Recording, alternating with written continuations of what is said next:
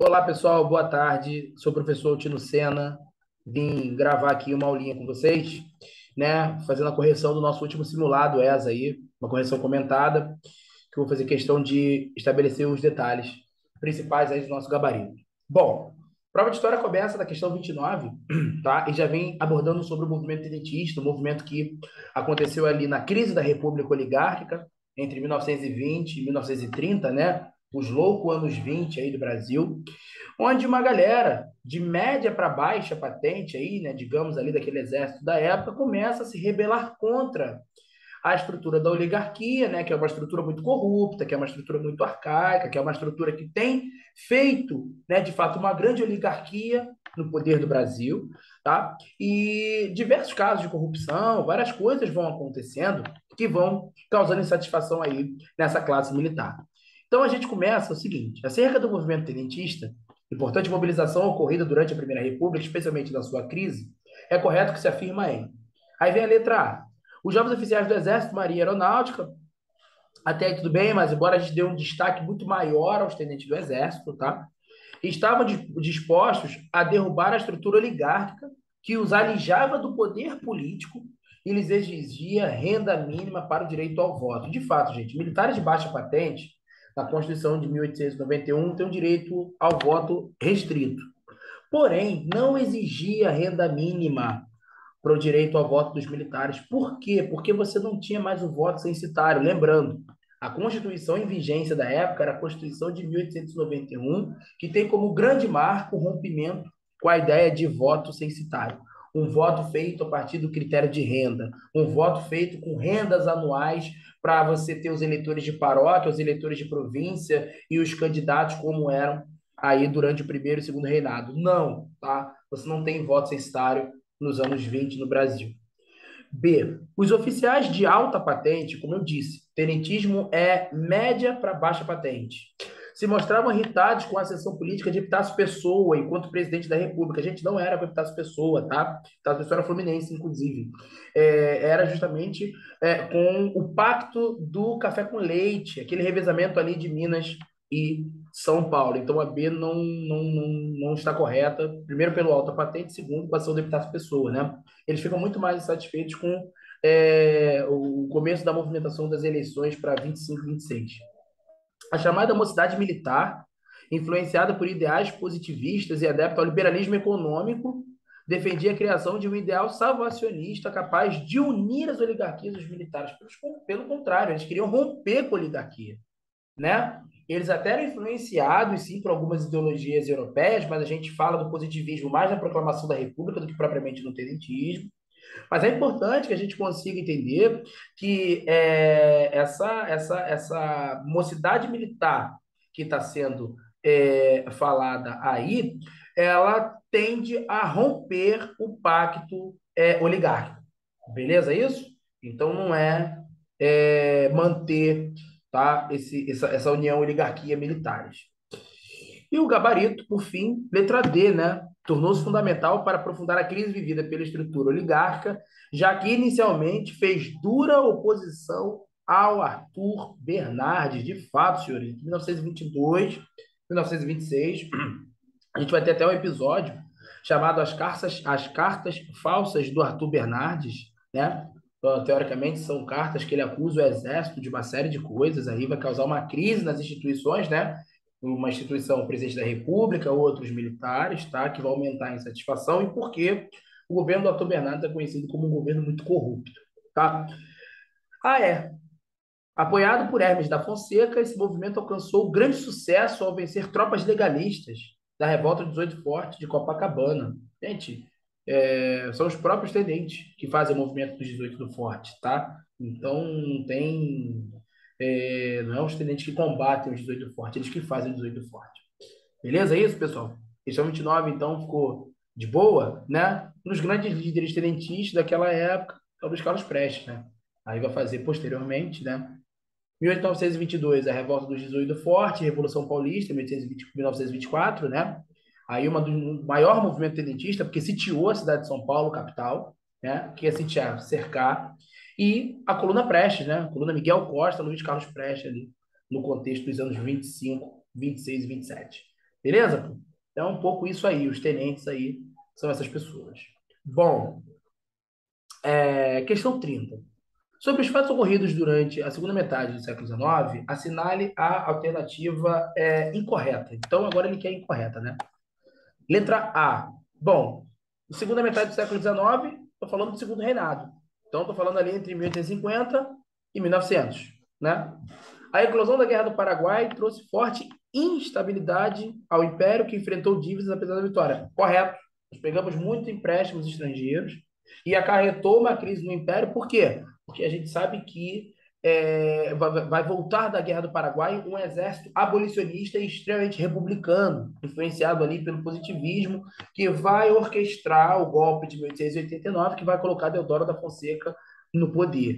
Tá? Então, de fato, esse abolicionismo, esse republicanismo, esse avanço ideológico, ele vem da Guerra do Paraguai.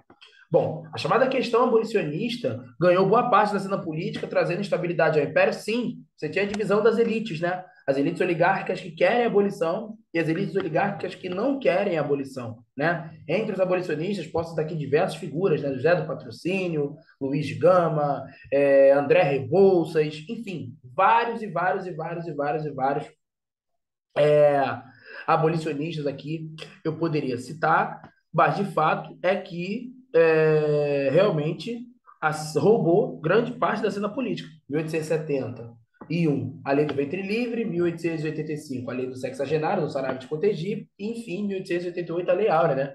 Mas é um debate que vem sendo discutido desde lá do início do século XIX, né? Os tratados de 1810, você previu o fim do tráfico, depois você vai ter a Lei Feijó, em 1831, depois você vai ter o fim da nossa soberania nacional, né? Com a Lei Bill Aberdeen, onde a Inglaterra vai ter o direito de capturar navios negreiros na costa brasileira. Depois a gente vai ter a Lei Eusébio de Queiroz, de 1850. Depois Ventre Livre, Sexagenário, Leal. Então é um debate que se estende por um século, né? O debate abolicionista ele se estende por um século. Isso é muito interessante de você analisar o como a gente tem dificuldades com isso. Tá?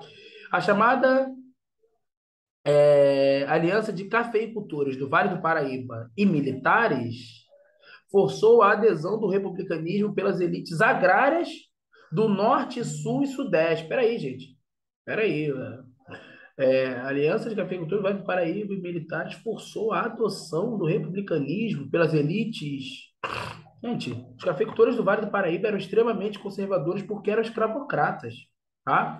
E o Partido Republicano, primeiro que surgiu no Brasil, é em São Paulo. Então já não é Vale do Paraíba, já é o solo de terra roxa, o oeste paulista, né? Aquele solo que deu certo no café, que vingou o café, tá? Então, de forma alguma, foi a aliança do Vale do Paraíba com os militares, tá? Então essa tá errada, né? E como ele quer incorreta, gabarito dá 30, letra C. Mas vamos ver a D.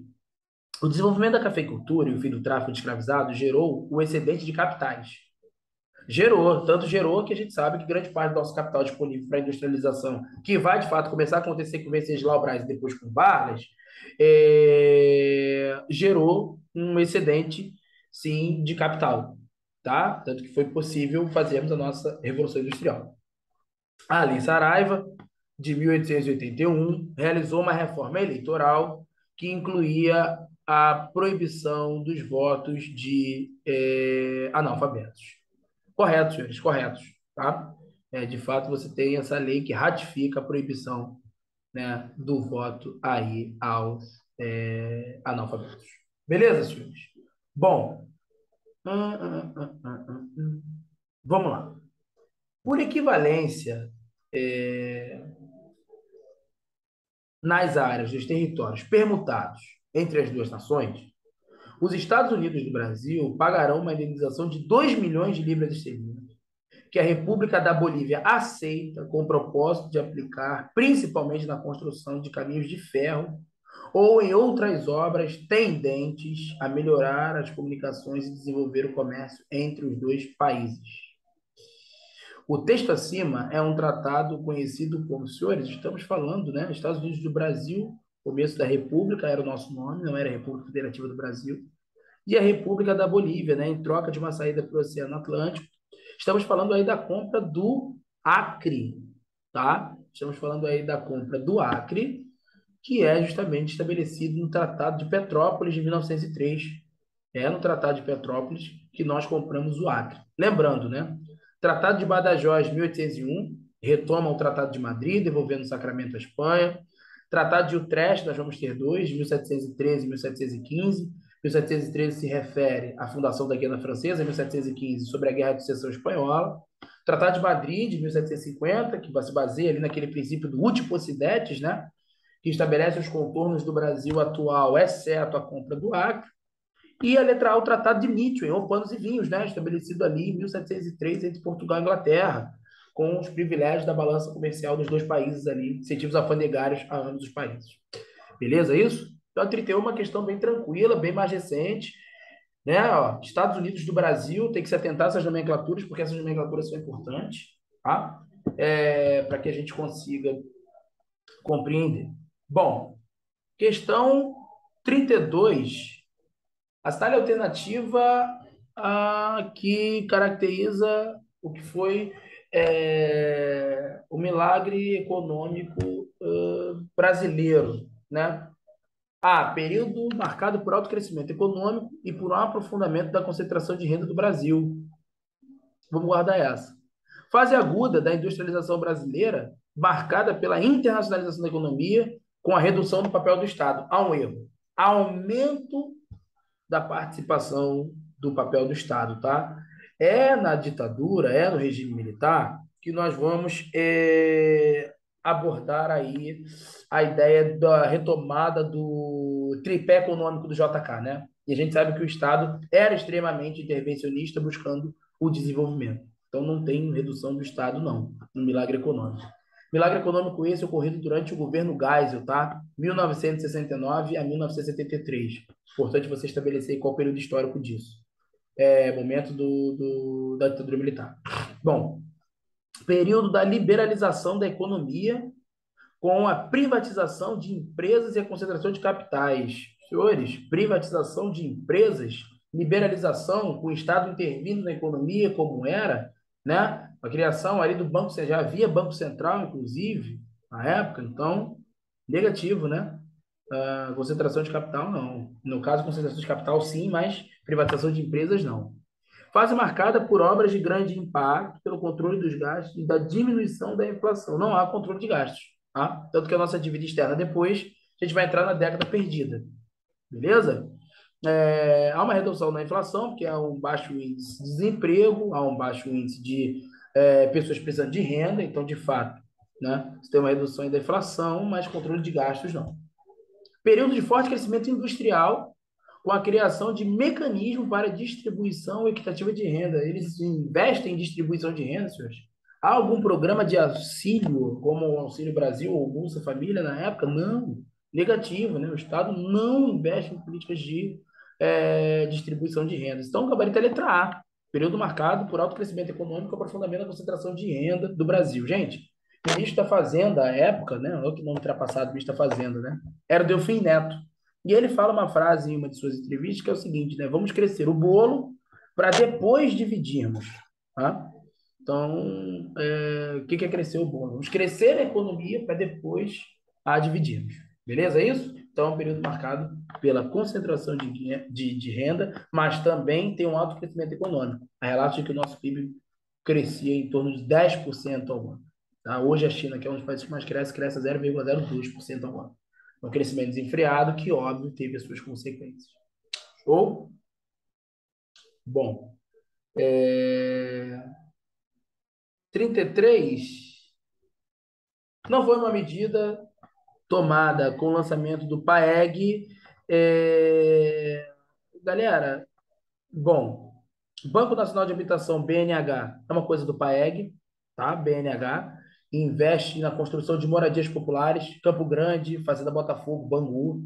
Se alguém estiver vendo e for de algum desses lugares, sabe que tem muito prédio aí do BNH, aqueles prédios geralmente com gabarito de 5 andares, a escada, né? Destinado à construção de moradias mais humildes. Bom, criação do Banco Central, de fato, ocorre a criação do Banco Central, o sistema regulamentador aí da nossa economia, que existe até hoje, né? Grande parte dos nossos bancos são subordinados ao Banco Central, e dentro do Banco Central nós temos o Conselho Monetário Nacional, CMN, muito importante. Surgimento do FGTS, sim, né? fundo de garantia por tempo de serviço, tá? Que tira a estabilidade do trabalhador, né? Agora você passa a ter. O que é o FGTS? O empregador, né? O patrão abre uma conta para você na Caixa Econômica e todo mês ele deposita ali 8% do seu salário para que você tenha esse dinheiro quando você futuramente sair daquela empresa, essa coisa toda. Surgimento do INPS, né? O INPS é o SUS de hoje, né?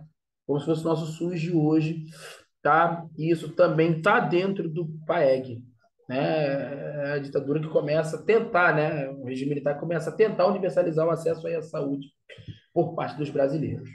E é lançamento do Programa de Integração Nacional. Senhores, o Programa de Integração Nacional dado pelo governo Dutra, né? Uma tentativa ali do Dutra de fazer um projeto de integração nacional com o avanço das rodovias, até constrói a rodovia Rio-Bahia, mas isso só vai se efetivar mesmo com o JK, né? Quando ele fizer a expansão do rodoviarismo. Então não é com o regime militar. Beleza? É isso, senhores? 33, então, de boa, né? 34. Não pode ser considerado uma consequência da mineração no Brasil colonial. Não pode ser considerado uma consequência da mineração no Brasil colonial. A maior diversificação social.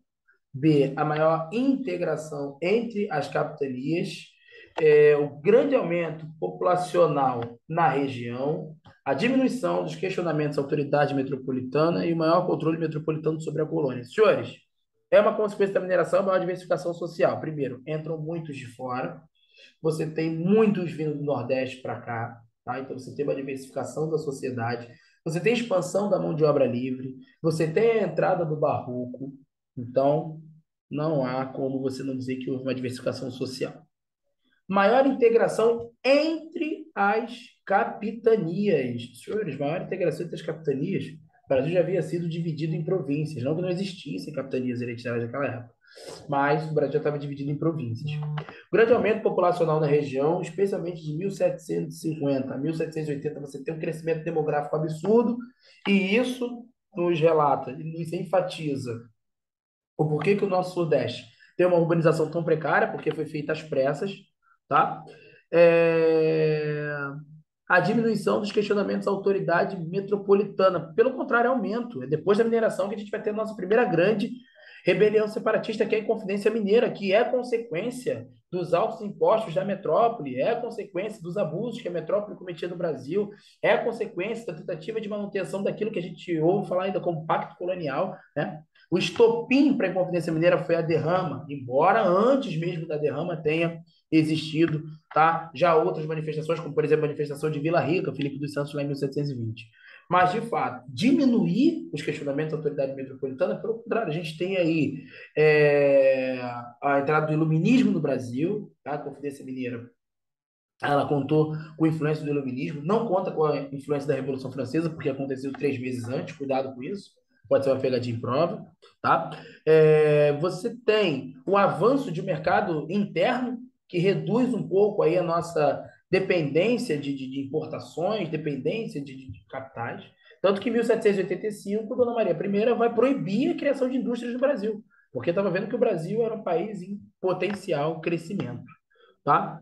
Então, a gente não diminui as questões, pelo contrário, a gente aumenta, né? De 1789 a 1822 é conhecido como nosso grande período do início da emancipação política do Brasil, mesmo com Dom João VI aqui, tá? Que vai levar o nosso primeiro reinado.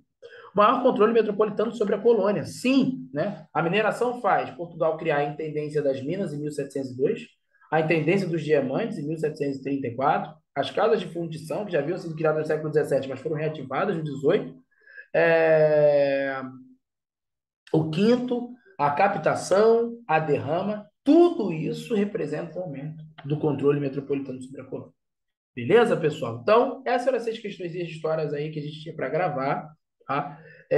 Qualquer dúvida, só mandar aí um comentário, enfim. E é isso, galera. Valeu? Espero ter ficado bom aí para vocês. Esse é o nosso gabarito, tá? Tchau, tchau. Valeu.